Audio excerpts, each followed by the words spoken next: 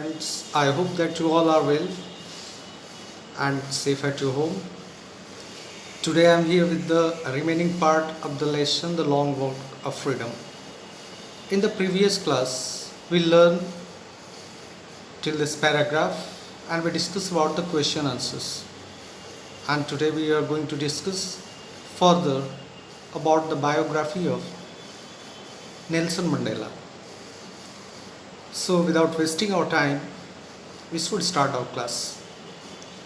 A few moments later, we all lifted our eyes in awe as spectacular array of South African jets, helicopters, and the troop carriers roared in perfect formation over the Union building.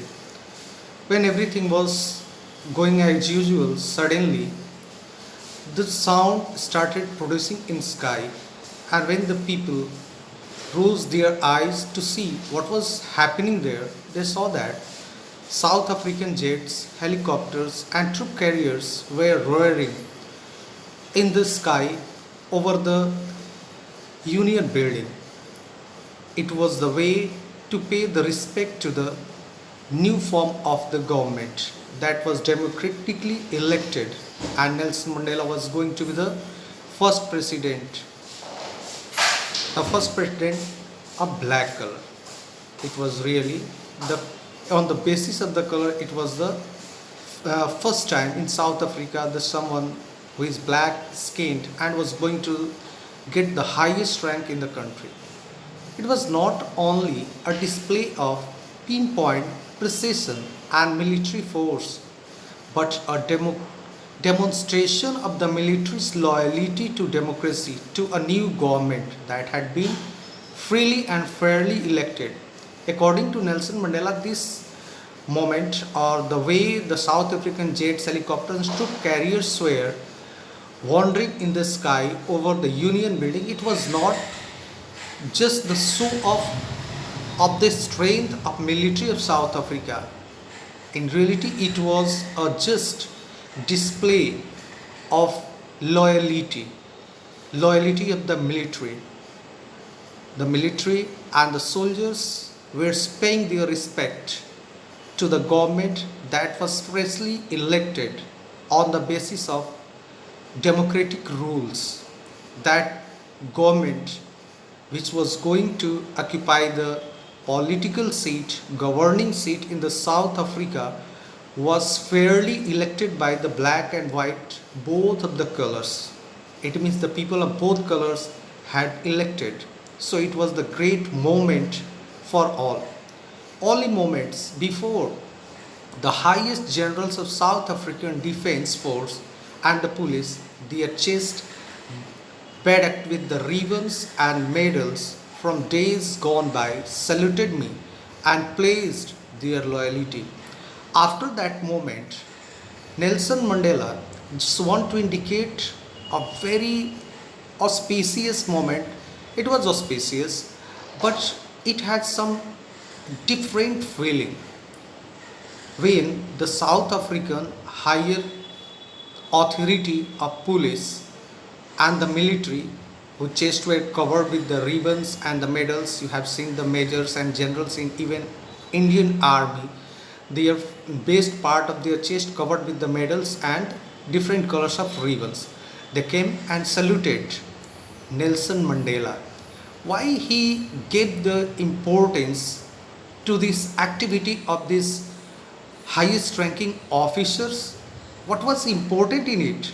If they saluted the president of the South African country, but there was important. Why it was important, we will learn next. I was not unmindful of the fact that not so many years before they would not have saluted but arrested me.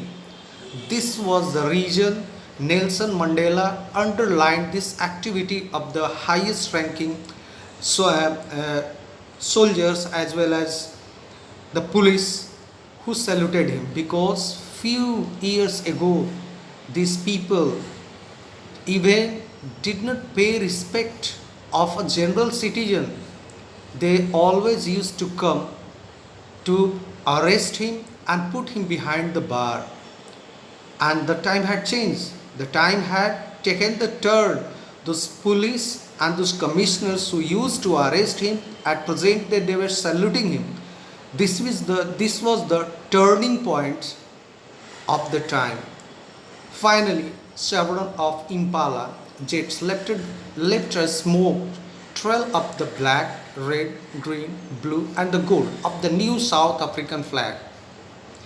You all have seen on the occasion of the 16th January, 26th January, 26th January on Republic Day of India, our jets produce the smoke in the sky and forms the tricolor band, that is the color of our national flag. In the same way, the Impala jet produced the smoke and created the band of black, red, green, blue, and golden color, that is the color of the South African flag. So it was really the matter of pride for Nelson Mandela and the people of his own color. The day was symbolized for me by the playing of our two national anthems and the vision of white singing Nkosi Sikelel Ifrika and black singing Die Stain. On that day was a really very important day, because on that day the two national anthems were sung, one for the white people and other for the black people. For the white people, the national anthem was Nkosi Sikelel Africa, and for the black people, Die Stain. This was the few words of the national anthem from which the national anthem of South Africa begins. So here Nelson Mandela wants to say that he did not discriminate the people on the basis of their skin color. They paid the equal respect to the both of the national anthems. The old anthem of the Republic, although that day neither group knew the lyrics of the anthem they once despised, they will soon know the words by heart. The black people had forgotten their own national anthem Die Stain, and they had even forgotten the rhythm, lyrics, the sound, how it should be sung. But anyhow, the national anthem was sung, and Nelson Mandela had faith after some days the people would learn the real lyrics and the tune of that national anthem. The words of the national anthem will enter inside their heart, and they will be familiar with those words, and they will be able to sing it in the proper way, because they had forgotten their national anthem due to the oppression and just torture or inhuman behavior of the white skinned people. On the day of the inauguration, I was overwhelmed with a sense of history. On that day, Nelson Mandela was very much emotional. On the day of inauguration, he was overwhelmed and became emotional when he called the few moments of history or the time before that day.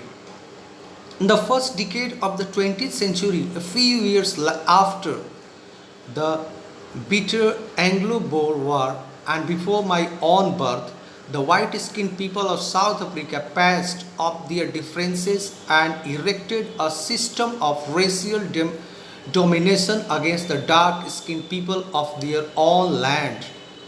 Now he describes the moment of the history. How did this oppression started by the white people on black people? He tells that in the first decade of the 20th century, a few years after, Anglo-Boer War started, and during that period, Nelson Mandela had not got born. He had not arrived in this earth in the form of a human. After that war, the white-skinned people just created the atmosphere that was filled with just racial discrimination, cruelty, brutality. They just corrupt the black people. They try to corrupt them. They just supersede over them. They started discriminating the people on the basis of their skin. They started hating the people who had the dark skin. They were thinking that the dark skinned people had come on this earth to serve the white skinned people, and that land, South Africa, was the land of the black people. Even on their own land, they were living the life of slaves because the white people had made the South Africa their own colony, and the people were the servant of the white people. The structure they created formed the basis of one of the harassest, most human societies the world has ever known. According to Nelson Mandela, the way they were behaving with the black people, it has created the society and the situation that it was the most harassed, most inhuman condition. No, it was not the condition to survive a human being. The black people were treated as an animal. So this time was really out of imagination, and Nelson Mandela demonstrated that the world had never been seen the such condition of the people. Now, in the last decade of the 20th century and my own 8th decade as a man, now when the time had taken the turn, he had attained the age of 80. He had spent his 80 years, and after that time changed. That system had been overturned forever and replaced by one that recognized the rights and the freedoms of all people, regardless of the color of their skin. That time had overturned, that time had gone, and a new time had arrived. This is the time where the rights of all will be respected without any discrimination on the basis of color. All the people would enjoy their freedom equally. They were not going to care about their skin color. So Nelson Mandela had decided that he was not going to discriminate with the white people. He was not going to repeat the same system, and he was not going to take the revenge from the white people. He was going to behave like a human. He wanted to make his country like heaven, where all people had the equal rights, and all would be equal in front of law. They must have the feeling of freedom without caring the any discrimination. That day had come about through the unimaginable sacrifices of thousands of my people whose suffering and courage can never counted or repaid. According to Nelson Mandela, this time was really out of imagination, and he could not forget the sacrifices of thousands of his own people, those who were belonging to the same race, those who were belonging to the same color of skin. They had sacrificed, and that their sacrifice is unimaginable. You cannot imagine even. They sacrificed everything, they suffered a lot, and their courage cannot be compared with anyone. They cannot be repaid for their sacrifices and courage. It's not possible to replace, to exchange their sacrifice and courage with anything. I felt that day, as I have on so many other days, that I was simply the sum of all those African patriots who had gone before me. Now he recalls his own people, those who were not remaining there to enjoy and see that pious day. They were no more to see that changed condition of their people. He felt, Nelson Mandela felt on that day, he had witnessed, he had felt and experienced the many days, and he was feeling the people who had sacrificed their life for South Africa were real patriots, and they had gone before him. He had seen them, he had learned from them. That long and noble line ended and now began again with me. I was painted that I was not able to thank them and that they were not able to see what their sacrifices had brought. Now he is feeling worry for his people due to their sacrifice. Now the black people had got their freedom, but those people were no more. He could not thank them for their sacrifice of life. And so that was the moment of emotion, and he recalled them emotionally. The policy of apartheid created a deep and lasting wound in my country and my people. That system of apartheid, that political system due to which the black people were discriminated by the white people, had penetrated inside the heart of the people. It had created the wound that it would take a long time to heal. It was the wound given by the white people to the black people of South Africa and the country South Africa that will heal, but it will take some time. All of us will spend many years, if not generations, recovering from that profound hurt. And it will not easy to forget everything very quickly. It can take a long time to realize the people that they had real freedom. They will come in the habit to enjoy their freedom. They will be able to feel that they had some right. It might take some generations to overcome from that wound and to overcome from that pain, overcome from that hurting condition. But the decades of oppression and the brutality had another unintended effect. Nelson Mandela not only talking about the negative side of that condition, he also talks about the positive impact of the condition too. He tells that unintended effect, this was not intentionally created, but unintentionally the such effect made some changes. What that effect was?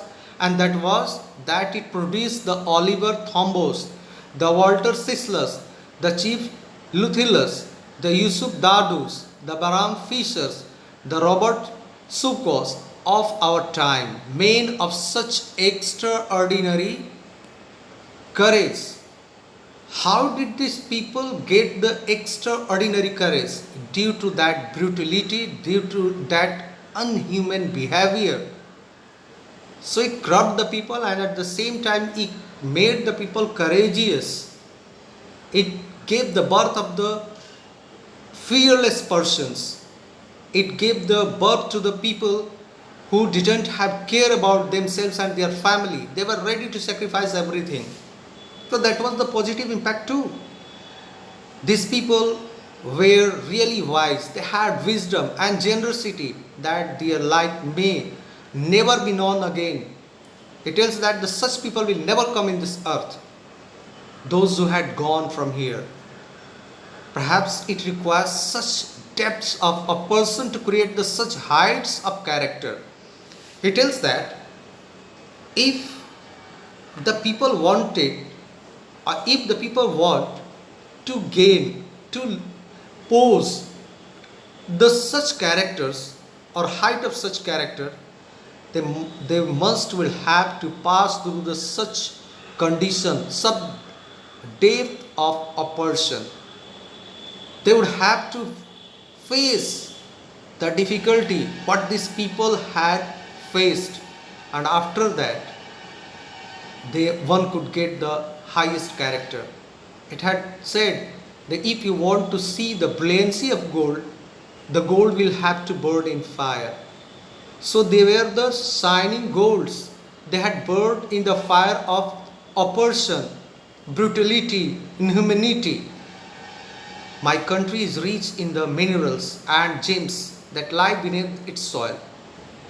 But I have always known that its greatest wealth is its people, finer and truer than the purest diamond.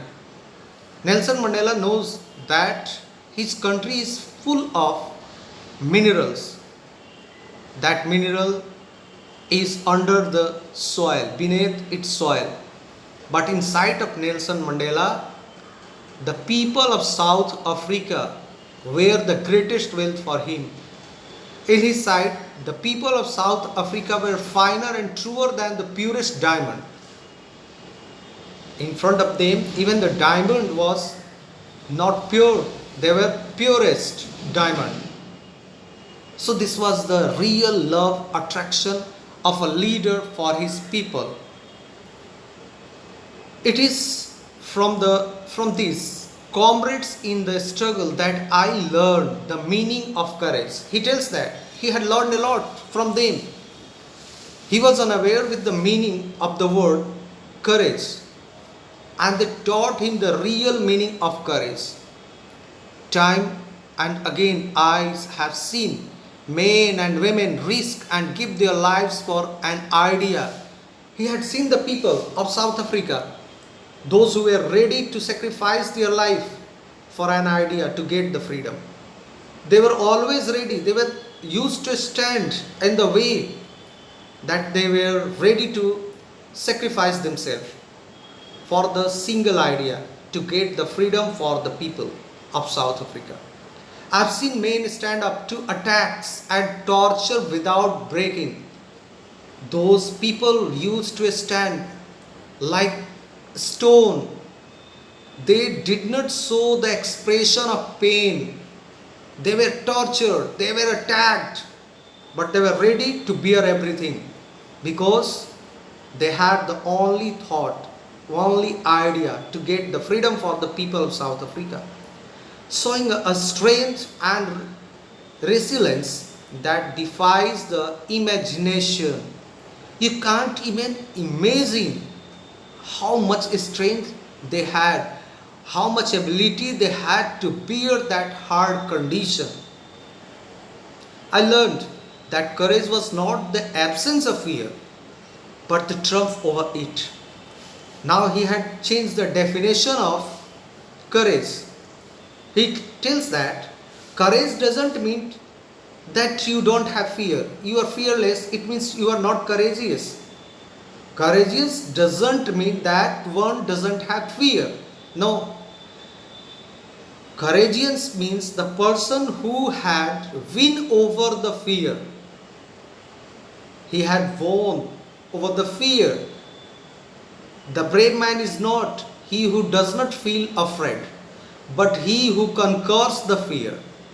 If you are thinking that anyone will be called brave who is not afraid of anything, no. But the person who will be the real fearless person and brave person who had conquered, who had defeated the fear. The fear was in front of him.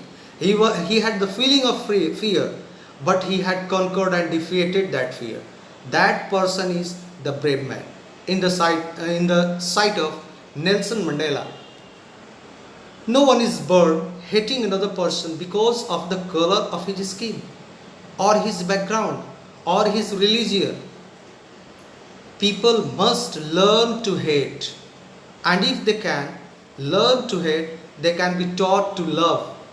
According to Nelson Mandela, when we come in this earth like a small baby, we don't have sense to discriminate the people, to hate the people on the basis of their skin, on the basis of their background, on the basis of their religion. We find ourselves unaware with all these things. We start learning how to hate. After getting the consciousness and becoming wise, we start learning how to hate someone. If we can learn how to hate someone, it will be easy to teach how to love. For love comes more naturally to the human heart than its opposite. Learning how to love is easier than learning how to hate someone. The first is easy, love is easy, and hate is little bit difficult to learn. Even in the grimmest times in prison, when my comrades and I were pushed to our limits, I would see a glimmer of humanity in one of the guards. He tells that even when they were inside the prison with his comrade, he found that one of the guards saw the little bit humanity in his eyes.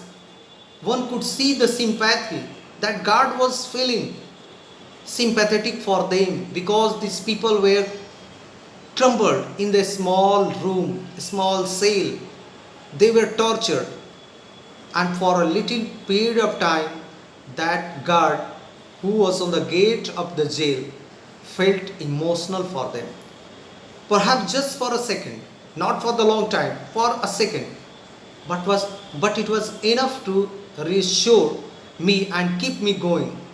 And this was the thing which gave him a strength and assured him that he should be continued.